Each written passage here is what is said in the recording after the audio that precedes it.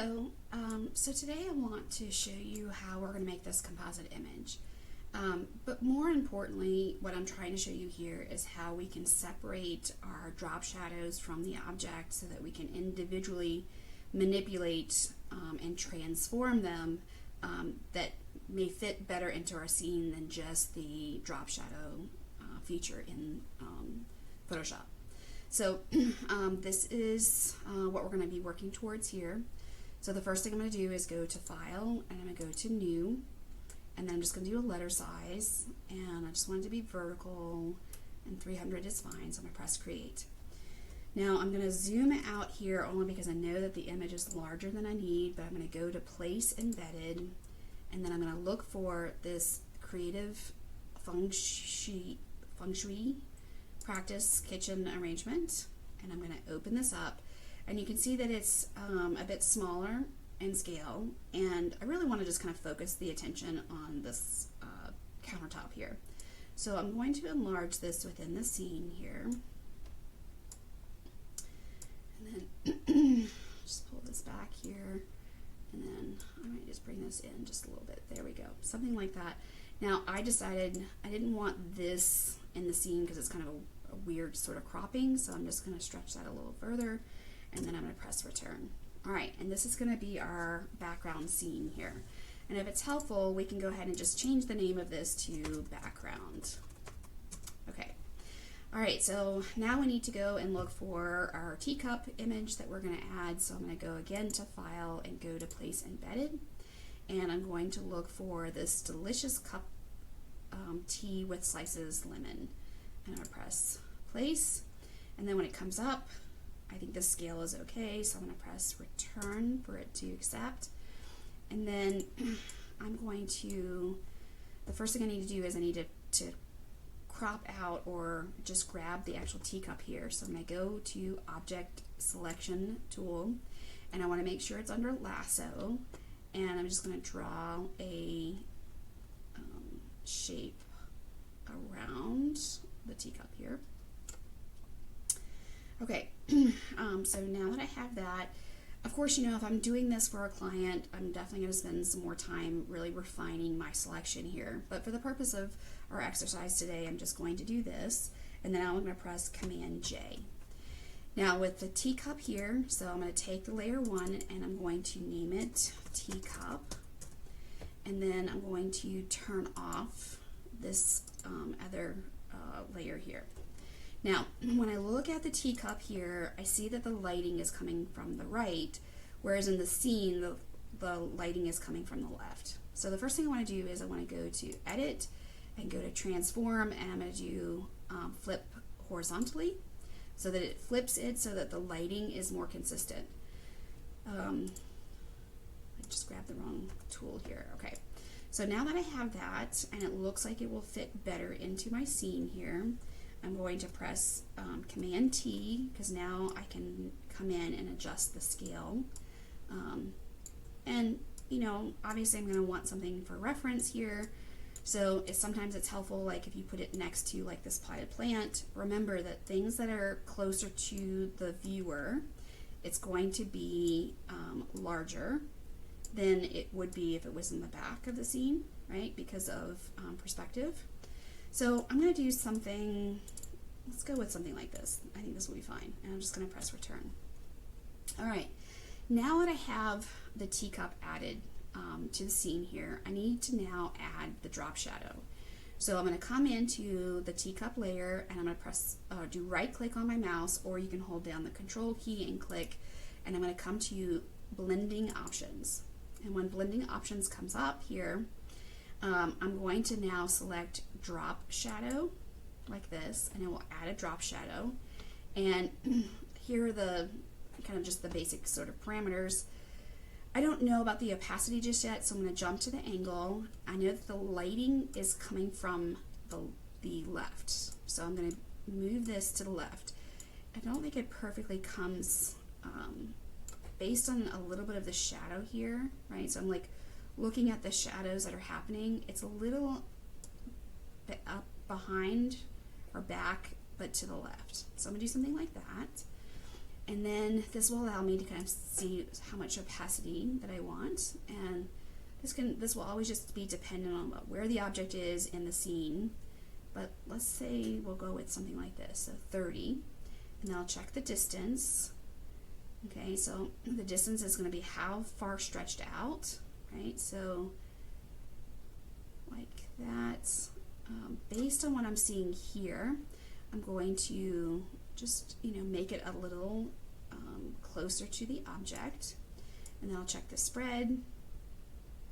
I want it to have a soft edge, so I'll probably just kind of tighten up that a little bit, maybe at 10, and then I'll look at the size. So the greater the size, the more fuzzy it is, and the tighter it is, the closer and sharper edge. So I want it to still have a fuzzy edge, so I'll do something like that. I'll reuse the rest later like this, and then I'll just press OK. All right, so we have a drop shadow, but it doesn't look realistic to the scene. And we know that because the drop shadow, while it might look okay here, we know that in perspective that you would not have a drop shadow here if it was real in the scene. So it's providing a drop shadow as if this was just a flat two-dimensional surface and not necessarily in the correct perspective. So I want to separate this effect from the object, and I'm going to come back up to the teacup, and I'm going to right click again, and when I right click again, I'm going to create a new layer. And what this does is it will change the effect into its own layer, okay? And then it becomes independent from the actual object, which is really great for what we're going to do. So now what I can do is I can do Command T to get into the transform, and now I can kind of manipulate this like any other sort of shape. So if I want to move it around wherever, now I want to manipulate this so that it fits into the scene a bit better. So again, I'm going to hold the Command key, and I'm holding the Command key, so if I do this, it's going to proportionally shrink it down. If I hold down the Command key, it just allows me to flatten this. Do you see what it's doing here, right? So the further I go, so I want to be conscientious about how much I do this. So I'm probably going to do it something like that. And I see I tilted it a little bit, so let me just kind of go straight down. Try to be as consistent straight down, so maybe something like this. And then I'm going to, while also holding the Command key, I'm going to bring these corners in, because we know that in perspective things converge, it goes back into a point, but this will allow me to get a more accurate cast shadow that's in the right sort of perspective. And now I'm just going to press return. Okay, so not bad. One additional thing I'm going to show you, we're not going to use it here, but again, because we're able to use this and we've separated the shadow into its own layer, we can use it like anything else. So say that I need to actually have the shadow fade away even more, I can come in and put a mask on this, and then with the mask icon selected, I can come to the gradient tool, and I can draw a gradient. And the gradient, as long as I have black and white selected here, I can have more or less of the shadow. So you can't see, let's see. I can adjust this, right? Do you see how I'm able to adjust the distance? So say that I wanted it to be more fade or faded away, I might use that. I don't need this mask, so I'm actually just going to bring it, select it, and bring it down to the trash, and I'll just press delete without applying it. Okay, so now that I've done that, I'm going to take the actual file, the drop shadow, and the teacup. I'm going to select them all by holding down the shift key, and now I'm going to click and drag, and I'm going to create a new folder. And then in this folder, I'm going to call this the teacup. That way I have it well organized. All right, now let's go ahead and add a piece of fruit into the scene, and here I'm going to just add the orange that I showed you in the previous image. So I'm going to go to File, I'm going to go to Place Embedded, and I'm going to go to this wooden bucket, and I press Place, and then here comes our fruit. All right, I'm going to press Return so it's accepted. I'm going to zoom in here so I can see the orange a bit better. And then I'm going to go to the Object Selection tool, And I'm going to repeat the same thing I just did with one exception. So just if you could follow along here, I'm going to draw around here, because if I did just, select the subject, it would select much more than I want. All right.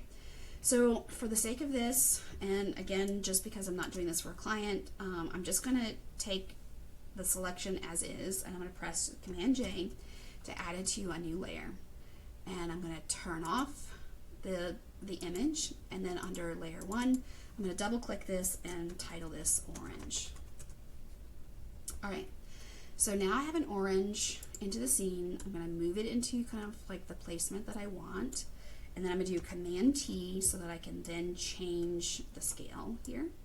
Okay. Now, we know that this is not the correct perspective, because if this is the ellipse for the teacup, we know that the further away it gets, the closer or higher it gets to the horizon line, which means that this should be shallower.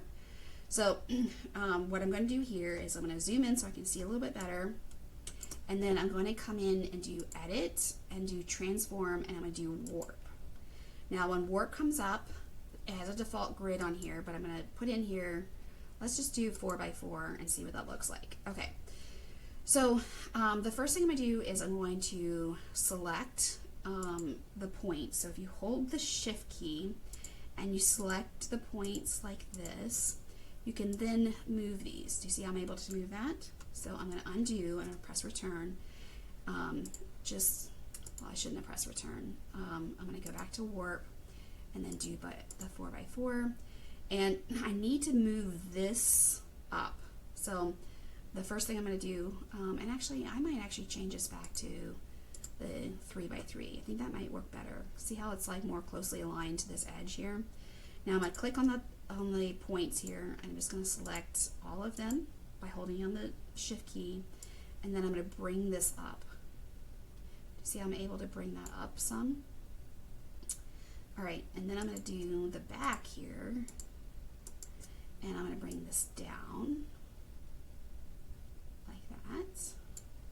Okay, and then just so that it doesn't, let's see, if I do, so I want to be careful. I want to just select what's in here. I don't want to lose the shape. See how it's starting to not make it so round. So I'm just going to adjust this a little bit so that it looks kind of more round.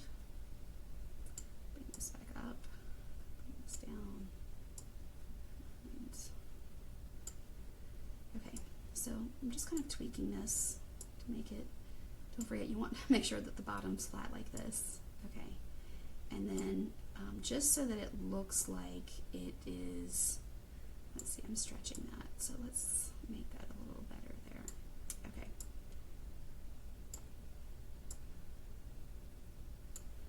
All right, so I might do something like that, and that way it looks like it's flatter in the surface, on the surface. I'm gonna, one last thing is I'm gonna see about just pulling this down a little bit more. There we go. Something maybe a little bit like that, and then press return.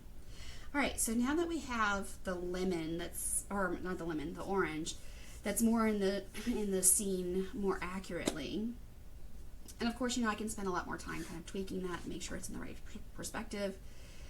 This is helpful to know because if you can't find an image that is in the right perspective, you need to be able to have control over how you can create something in the correct perspective for the scene.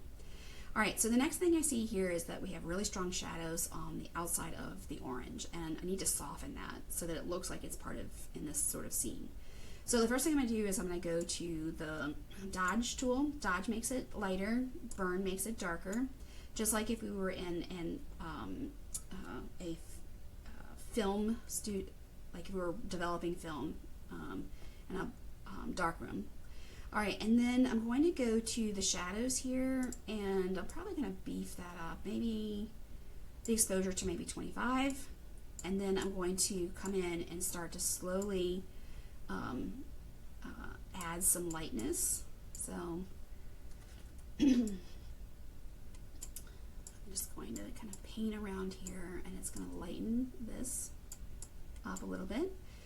And then I'm going to go to midtones here, and let me just come in and lighten. Perfect. So, do you see how I was able to make it lighter? If I felt like I made it too light, I can go back like that, and then maybe I'll leave that a little darker like that, and then just soften that. There we go.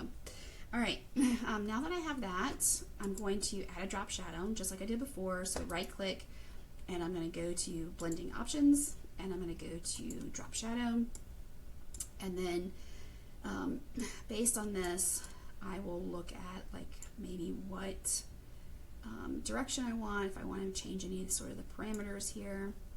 The distance, I might not need as much distance. Spread. And then the opacity. So I think if I had it at 30% will probably be fine. Then as I hover over the effects part of this layer, I'm going to right click and I'm going to go to create layer so that it separates out this drop shadow, and now I'm going to do Command T in order to transform, and I'm going to hold down the Command key so that I can bring down this, the back of this here, and then I'm going to move this, and then I'll probably take the corner of this and let me move that over some. Let's see, I probably can make that a little shallower like that. There we go, and then I'll bring this in a little bit like that. Okay, so it looks much darker than this one here. So I'm going to do a couple of things. One is I'm going to go to the drop shadow here. I'm going to change this to darken only because it will show some of the texture of the countertop. And then I'm going to come into the opacity and I'm going to adjust the opacity. I think that will help it look like it fits more into the scene. I'm going to press the V key so I can kind of move things around if need be. I can also, I'm going to actually come in and do warp here because I don't like that particular sort of, looks more like a point here, and I want it to be a little more round. So I'm going to move this around a little bit so that I have a softer edge. There we go. And maybe a little bit here. I'm going to pull out so I can see how it looks, and then I'm going to press return. Okay, so you can see what I'm doing here in order to manipulate and have accurate. That's why it's important to like know basics of the light and shadow in order to make sure that when you're putting a composite together, you understand the properties of light and shadow. All right, and then one last thing is I'm going to grab all three of these layers here by holding down the shift key, and I'm going to pull them into a folder. And in this folder, I'm going to name this orange. And now we have a nice composite here.